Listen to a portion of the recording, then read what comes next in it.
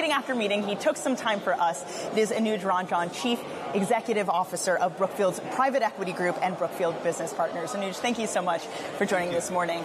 I had to look down for your title because you've got a new title now, first time joining us since the promotion. So first of all, congratulations on that. Thank you, thank you. And I know when that announcement was made, you made a very clear statement. Look, we're going to scale up this business. It's an interesting time in this industry. There's concerns about can you exit, concerns about higher for longer. So why is now the time to scale up private equity at Brookfield? Well, first of all, thank you for having me back. I'm very fortunate because I've stepped into this role at a time where our private equity group is at a true inflection point at Brookfield. And I genuinely think we can triple the size of this business in the next 5 years. We have everything in place. We've got the best team we've ever had. We have real boots on the ground, operational capability in every market in the world that we invest in.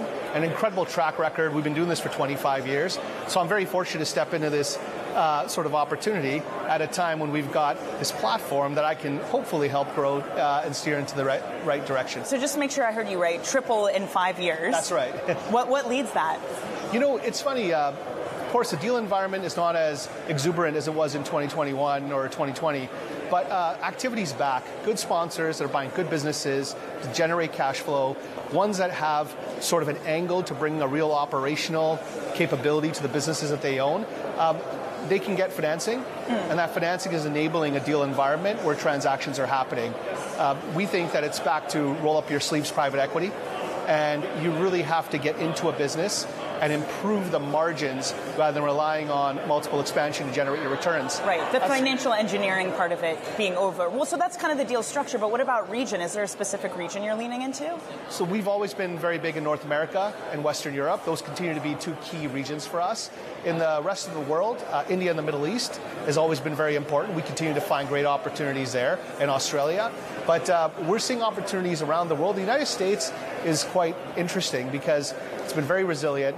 Our businesses are performing very well, even in the last 12 months. Market leaders continue to be able to set pricing and to be able to pass through inflation and handle this environment quite well. So we're going to continue to focus on the core things that we do, which are industrials and essential services in the United States and Western Europe. When it comes to industrials, though, I mean, again, it's, you know, the companies that Brookfield traditionally invest in, but they tend to be capital heavy, and we're at a time when growth is compressed. Is the macro environment becoming more challenging for industrials? You know, we're I'd say it's becoming more rational, and it's becoming, you know, I'm actually glad that some of the exuberance is gone. I think it's a healthy market.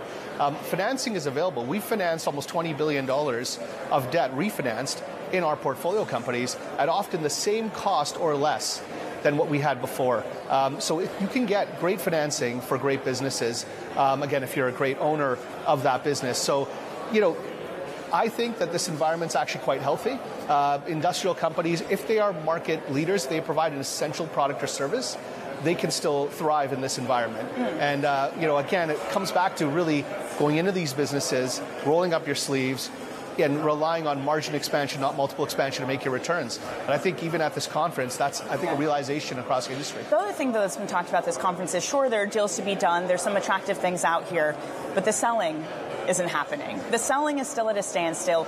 LPs are not happy about that, especially as you're extending the business. Do you have to have a clear view with exits? How do you handle this conundrum?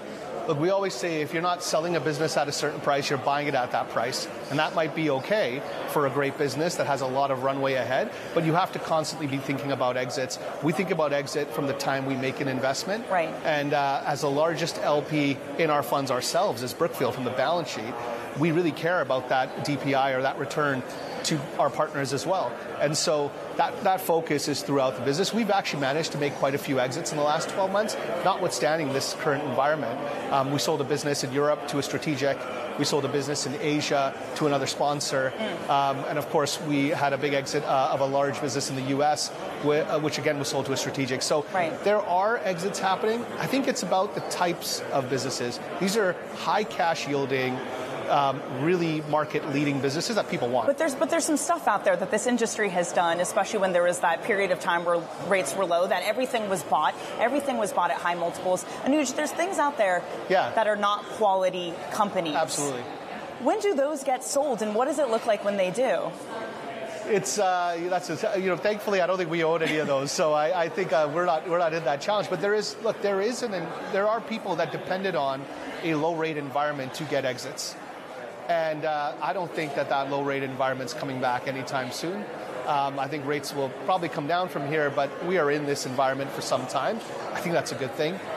Some of the businesses that relied too much on unprofitable growth are going to have challenges getting exits, frankly, at any price, at any time in this environment. Anuj, I want to end here because you have global experience. Brookfield has led you all over the place. You've started up many businesses, and I know you were in the Middle East for a while. The Middle East is obviously, and the sovereign wealth funds, has been a very fertile ground for fundraising.